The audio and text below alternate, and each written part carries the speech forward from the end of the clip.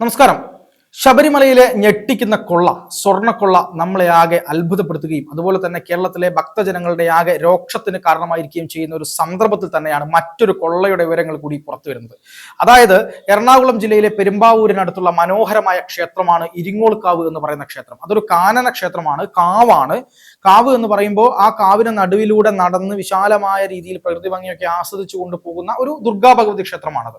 അത് നാഗഞ്ചേരി മന എന്ന് പറയുന്ന അവിടെ തന്നെയുള്ള ഒരു മനയുടെ ഒരു ഇല്ലത്തിന്റെ കീഴിലുള്ള അവരുടെ കുടുംബക്ഷേത്രമായിരുന്നു ഈ ഇരിങ്ങോൾക്കാവ് ഭഗവതി ക്ഷേത്രം. ഇരിങ്ങോൾക്കാവ് ഭഗവതി ക്ഷേത്രവുമായി ബന്ധപ്പെട്ട് വർഷങ്ങൾക്ക് മുമ്പാണ്, ഏകദേശം 22 വർഷങ്ങൾക്ക് മുമ്പാണ് ആ ഒരു ക്ഷേത്രവും അതിനോടനുബന്ധിച്ച ഭൂമിയും സ്വർണവും വിഗ്രഹവും ക്ഷേത്രവും എല്ലാം ഉൾപ്പെടെ ദേവസ്വം ബോർഡിന് നാഗഞ്ചേരി മന കൈമാറുന്നത്.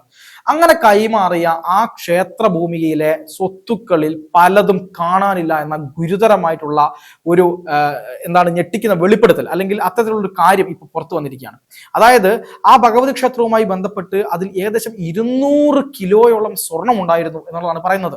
200 കിലോയോളം സ്വർണം, അതുപോലെ തന്നെ വളരെ വിലപ്പെട്ടതും അതുപോലെ അപൂർവവും അത്യപൂർവവുമായിട്ടുള്ള രത്നങ്ങൾ തുടങ്ങിയിട്ടുള്ള വില പിടിപ്പുള്ള ഒരുപാട് കാര്യങ്ങൾ അതിലുണ്ടായിരുന്നു. അത് പക്ഷെ ഇപ്പോൾ എവിടെയാണ് എന്നുള്ളത് ദേവസ്വം ബോർഡിന് അറിയില്ല. അത് എന്ത് സംഭവിച്ചു എന്നുള്ളത് ദേവസ്വം ബോർഡിന് അറിയില്ല. 20 കൊല്ലം മുമ്പുള്ള കാര്യങ്ങളൊന്നും വിവരാവകാശ നിയമപ്രകാരം നൽകാൻ കഴിയില്ല എന്ന വിചിത്രമായ നടപടിയാണ്, അല്ലെങ്കിൽ മറുപടിയാണ് ആര് കൊടുത്തിട്ടുള്ളത്? ദേവസ്വം ബോർഡ് കൊടുത്തിട്ടുള്ളത്. ഇതിനെതിരായിക്കൊണ്ട് നാഗഞ്ചേരി മന വളരെ ശക്തമായി ഇടപെടുകയും അത് CBI അന്വേഷിക്കണം, ഈ കാര്യത്തിൽ വലിയ കൊള്ള നടന്നിട്ടുണ്ട് എന്ന് പറയുകയും ചെയ്തിട്ടുണ്ട്. അപ്പൊ നമ്മൾ കാണേണ്ട കാര്യം എന്ന് പറയുന്നത് 200 കിലോയോളം സ്വർണം അടിച്ചു മാറ്റുക എന്ന് പറഞ്ഞാൽ ചില്ലറയാണോ കാര്യങ്ങൾ? ഇത് ദേവസ്വം ബോർഡിന് കൊടുത്ത അവർ വളരെ അവരുടെ കുടുംബ സ്വത്തായി കരുതി പോരുന്ന കാര്യം, കുടുംബക്ഷേത്രത്തിന്റെ ഭാഗമായിട്ടുള്ള പങ്ക് അവർ വിശ്വസിച്ചുകൊണ്ട് ദേവസ്വം ബോർഡിനെ ഏൽപ്പിക്കുന്നു. എന്നാൽ ദേവസ്വം ബോർഡ് അത് എന്നേക്കുമായിട്ട് നശിപ്പിക്കുന്ന രീതിയിലേക്ക്, അല്ലെങ്കിൽ അത് ആരോ മോഷ്ടിക്കുന്ന രീതിയിലേക്ക് കൊണ്ടുപോയിരിക്കുന്നു. അത് ആരാണ് എന്നുള്ളത് ദേവസ്വം ബോർഡിന് തന്നെ അറിയില്ല എന്ന കള്ളം പറയുന്നു.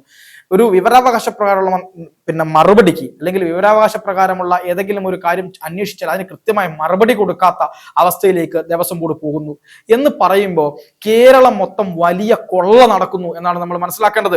കേരളം മൊത്തം വലിയ ദേവസ്വം കൊള്ളകളാണ് നടന്നുകൊണ്ടിരിക്കുന്നത്. ഹിന്ദുവിന്റെ ക്ഷേത്രങ്ങൾ കൈയടക്കി വെച്ച് അവിടെ ഗവൺമെന്റ് സിസ്റ്റത്തിനുള്ളിൽ കൊണ്ടുവന്ന് അത് ഗവൺമെന്റിന് മേൽനോട്ടമുള്ള കുറെ ആളുകളെ കൊണ്ട് അവിടെ എന്തും ചെയ്യിക്കാമെന്ന നിലപാടിലേക്ക് അവർ മാറിയിരിക്കുന്നു എന്നുള്ളതാണ് നമ്മൾ മനസ്സിലാക്കേണ്ടത്. മാത്രവുമല്ല, ഇത്തരം ദേവസ്വം ബോർഡുകളിൽ ഒരു വിശ്വാസവും ഇല്ലാത്ത കമ്മ്യൂണിസ്റ്റുകൾ അല്ലെങ്കിൽ CPMകാർ, അതുമായി ബന്ധപ്പെട്ട ആളുകൾ, ഇവരൊക്കെ ചെന്ന് കയറുമ്പോൾ എന്താണ് സംഭവിക്കുക? വിശ്വാസമുള്ള ഒരാളാണ് ചെന്ന് കയറുന്നതെങ്കിൽ അവർ ദേവന്റെ മുതലാണ് എന്ന് കരുതി അവർ മോഷ്ടിക്കില്ല എന്ന് നമുക്ക് വിശ്വസിക്കാം. വിശ്വസിക്കാനേ കഴിയുള്ളൂ, വിശ്വസിക്കാം. പക്ഷേ ഒരു വിശ്വാസവും ഇല്ലാത്ത വൈരുദ്ധ്യാത്മിക ഭൗതികവാദം വിശ്വസിക്കുന്ന ആളുകൾ ക്ഷേത്രത്തിൽ ഭരണം നടത്താൻ കയറിയാൽ എങ്ങനെ ഉണ്ടാവും? അവർക്ക് ഭഗവാന്റെ സ്വത്തിനോട് എന്തെങ്കിലും തരത്തിലുള്ള ആത്മാർത്ഥത ഉണ്ടാകുമോ? ഒരു തരത്തിലുമുള്ള ആത്മാർത്ഥത ഉണ്ടാവില്ല.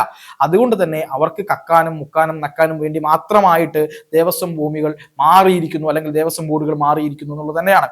പ്രിയദർശൻ സംവിധാനം ചെയ്തിട്ടുള്ള അദ്വൈതം എന്ന് പറയുന്ന സിനിമയിൽ കൃത്യമായി ഈ കാര്യത്തെ പറ്റി വളരെ മുൻകൂട്ടി തന്നെ T. ദാമോദരൻ എഴുതി വെച്ചിട്ടുണ്ട്. ആ കാര്യങ്ങൾ എല്ലാം സത്യസന്ധമായിരുന്നു അന്ന് അദ്ദേഹം എഴുതി വെച്ചത് എന്ന് നമ്മൾ ഇപ്പം മനസ്സിലാക്കുകയാണ്. അപ്പോൾ ഇരിങ്ങോൾക്കാവുമായി ബന്ധപ്പെട്ട് ഏകദേശം 200 കിലോഗ്രാം സ്വർണവും അത്യപൂർവമായ രത്നങ്ങൾ ഉൾപ്പെടെയുള്ളതാണ് കാണാതായിരിക്കുന്നത്. അവിടെ നാഗഞ്ചേരി മന CBI അന്വേഷണത്തിന് അവർ ആവശ്യപ്പെടുന്നുണ്ട്. പക്ഷെ ഒരു തരത്തിലും സർക്കാർ അത് കണ്ടില്ലെന്ന് നടിക്കുന്ന ഒരു രീതിയാണുള്ളത്. മാത്രവുമല്ല, ഈ ഏറ്റുമാനൂരിലെ 7.5 പൊന്നാനയുമായി ബന്ധപ്പെട്ട കാര്യം, ഏറ്റുമാനൂർ ക്ഷേത്രത്തിൽ ഈ പറയുന്ന മുരാരി ബാബു അവിടെ ദേവസ്വം എക്സിക്യൂട്ടീവ് ഓഫീസറായിരിക്കുന്ന സമയത്ത് 7.5 പൊന്നാന എന്ന് പറയുന്ന അവിടെ അതിവിശിഷ്ടമായിട്ടുള്ള ഒരു കാര്യമുണ്ട്. അതായത് എനിക്ക് തോന്നുന്നു മാർത്താണ്ഡവർമ്മ മഹാരാജാവാണെന്ന് തോന്നുന്നു അവിടെ അത് സമ്മാനിച്ചത്. അതിന്റെ മൂല്യം പോലും നിർണ്ണയിക്കാൻ പറ്റാത്ത അത്ര രീതിയിലേക്കുള്ള വിലപിടിപ്പുള്ള കാര്യമാണ് അവിടെ 7.5 പൊന്നാന. അതിന് ഒരു സുപ്രഭാതത്തിൽ മാറ്റു കുറഞ്ഞു എന്ന് പറഞ്ഞുകൊണ്ട് അതെടുത്തിട്ട് അതിനെ പുതുക്കി പണിയാൻ വേണ്ടി കൊടുക്കുന്നു. ഈ ഉണ്ണികൃഷ്ണൻ പോറ്റിയുടെ കയ്യിലൊക്കെ ആയിരിക്കും കൊടുക്കാൻ അവർ തീരുമാനിച്ചിട്ടുണ്ടാവുക. പക്ഷെ അവിടുത്തെ ഭക്തജനങ്ങൾ കൃത്യമായി ഇടപെട്ട് ബഹളം വെച്ചതുകൊണ്ടും അവിടെ വലിയ പ്രതിഷേധങ്ങൾ നടന്നതുകൊണ്ടും മാത്രമാണ് അന്ന് അത് നടക്കാതായി പോയത്. അതുപോലെ തന്നെ ഇപ്പോൾ തൃപ്പൂണിത്തുറയിലെ പുന്നത്തുറേശ്വര ക്ഷേത്രവുമായി ബന്ധപ്പെട്ട് അവിടെ ഒരുപാട് കോടിക്കണക്കിന് രൂപയുടെ സ്വർണമാണ് കാണാതായിരിക്കുന്നത്. ആ ക്ഷേത്രത്തിന്റെ മുതലുകളിൽ അവിടെ ഭഗവാനുമായി ബന്ധപ്പെട്ട് സാക്ഷാൽ പുറത്തുരേശന്റെ സ്വർണവുമായി ബന്ധപ്പെട്ട് ഒരുപാട് തട്ടിപ്പുകൾ നടന്നിരിക്കുന്നു എന്ന വിവരങ്ങളാണ് ഇപ്പൊ പുറത്തു വന്നുകൊണ്ടിരിക്കുന്നത്. ഇങ്ങനെ ഇനി നമ്മൾ കുറച്ചു മുൻപ് നവീൻ ബാബുവിന്റെ മരണവുമായി ബന്ധപ്പെട്ട് അവിടെ കണ്ണൂരിൽ തൃച്ചംബരം ശ്രീകൃഷ്ണ ക്ഷേത്രത്തിന്റെ ഭൂമി ഇടപാടിനെ പറ്റി പറഞ്ഞിരുന്നു.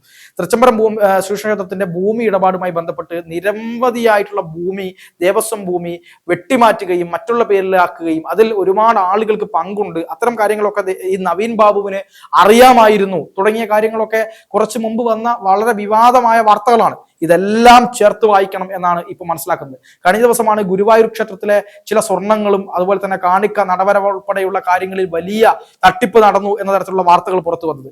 ഇത് നമ്മൾ ഏറ്റുമാനൂർ ആയിക്കോട്ടെ, ഗുരുവായൂർ ആയിക്കോട്ടെ, ഇരിങ്ങോൾക്കാവ് ആയിക്കോട്ടെ, പൂർണ്ണത്രേശി ക്ഷേത്രം ആയിക്കോട്ടെ, അതുപോലെ തന്നെ വേറെ ഏതൊക്കെ പ്രധാനപ്പെട്ട ക്ഷേത്രങ്ങളുണ്ടോ ആ ക്ഷേത്രങ്ങളിലെല്ലാം തന്നെ ദേവസ്വം ബോർഡ് ഭരിക്കുന്നിടത്തെല്ലാം തന്നെ കൊള്ള നടക്കുന്നു എന്നുള്ള കാര്യങ്ങളിൽ ഒരു സംശയവുമില്ല. കേരളം കണ്ടതിൽ വെച്ച്, ഇന്ത്യ കണ്ടതിൽ വെച്ച് ഏറ്റവും വലിയ ദേവസ്വം കൊള്ളയാണ് കേരളത്തിൽ നടക്കുന്നത് എന്ന കാര്യത്തിലും സംശയമില്ല.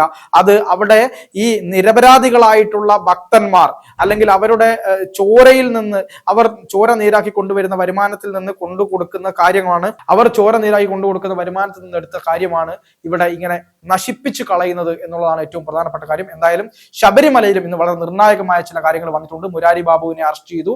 മുരാരി ബാബുവിന് പിന്നിൽ ഒരു പ്രധാനപ്പെട്ട ആൾ ഉണ്ട്, ഒരു നേതാവുണ്ട് എന്ന തരത്തിലുള്ള വാർത്തകളാണ് പുറത്തു വരുന്നത്. എൻ വാസുവിന്റെയും പത്മകുമാറിന്റെയും പേര് മുരാരി ബാബു പറഞ്ഞിരിക്കുന്നു. അതുപോലെ തന്നെ 430 ഗ്രാമോളമാണ് ഈ ഉണ്ണികൃഷ്ണൻ പോറ്റി ഈ പറയുന്നത് പോലെ ബെല്ലാരിയിലെ ഒരു ഗോവർദ്ധൻ എന്ന് പറയുന്ന വ്യവസായിക്ക് കൊണ്ടുപോയി കൊടുത്തത്, വിറ്റത് എന്നും SIT പുറത്തു പറഞ്ഞിട്ടുണ്ട്. അതായത് ഈ മുരാരി ബാബുവിന് പിന്നിലുള്ള ശക്തനായ രാഷ്ട്രീയ നേതാവ് ആരാണ്, ആ വിവരം പുറത്തു വരുമോ എന്നൊക്കെയുള്ള കാര്യങ്ങളാണ് ഇനി അറിയേണ്ടത്. ഒരുപക്ഷെ അത് CPM മുക്കിയേക്കാം, അല്ലെങ്കിൽ ഹൈക്കോടതിയുടെ കൃത്യമായ നിരീക്ഷണം ഉണ്ടെങ്കിൽ അതൊരു പക്ഷെ പുറത്തു വന്നേക്കാം. എന്തായാലും ഭഗവാന്റെ മുതൽ മോഷ്ടിച്ച ഒരാളും തന്നെ രക്ഷപ്പെട്ട ചരിത്രമില്ല എന്നുള്ളത് മാത്രമാണ് ഈ കാര്യത്തിൽ നമ്മുടെ ഏക ആശ്വാസം എന്ന് പറയുന്നത്.